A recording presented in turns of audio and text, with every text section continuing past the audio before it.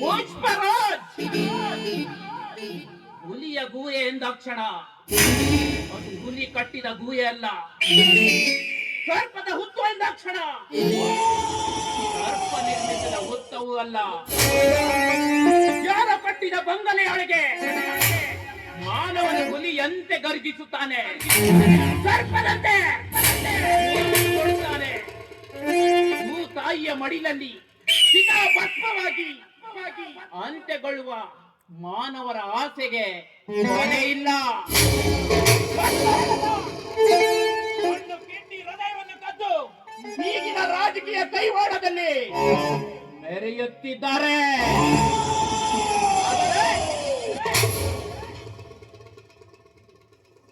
ಆದರೆ ಈ ಪುಷ್ಪರಾಜನ ಕ್ಯಾರೆಕ್ಟರ್ ಯಾರಿಗೂ ತಿಳಿದಿಲ್ಲ, ತಿಳಿದುಕೊಳ್ಳಲೇಬಾರದು. ನಾವು ತಿನ್ನುವ ಪಲ್ಯ ರುಚಿಗೆ ಉಪ್ಪು ಖಾರ ಹಚ್ಚಿಸಿ ಚಮತ್ಕಾರದಿಂದ ಮೆಚ್ಚಿಸಿ ರುಚಿ ತೋರಿಸಲು ಅಪರಿಚಿತನಾಗಿ ಕಾಲಿಟ್ಟಿರುವೆ.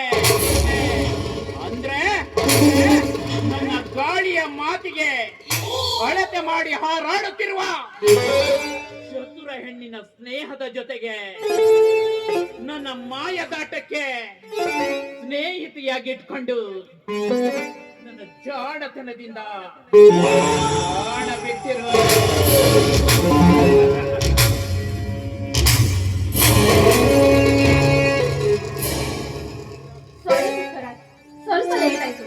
ನನ್ನ ಬರುವಿಕೆಯ ದಾರಿ ಕಾಯ್ದಿದ್ದಕ್ಕೆ ತುಂಬಾ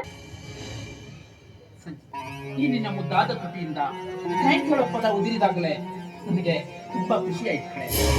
ನಾವಿಬ್ರು ಫೇಸ್ಬುಕ್ ಇಂದ ಪರಿಚಯ ಆಗಿ ಇವತ್ತು ಫೇಸ್ ಟು ಫೇಸ್ ಮೀಟ್ ಆಗಿದ್ದೇವೆ. ತುಂಬಾ ಸಂತೋಷ ಕಣೆ. ಅದರಲ್ಲೂ ನಿನ್ನನ್ನು ಪಡೆದಿದ್ದಕ್ಕೂ ನನ್ನ ಜೀವನ ಸಾರ್ಥಕ ಆಯ್ತು.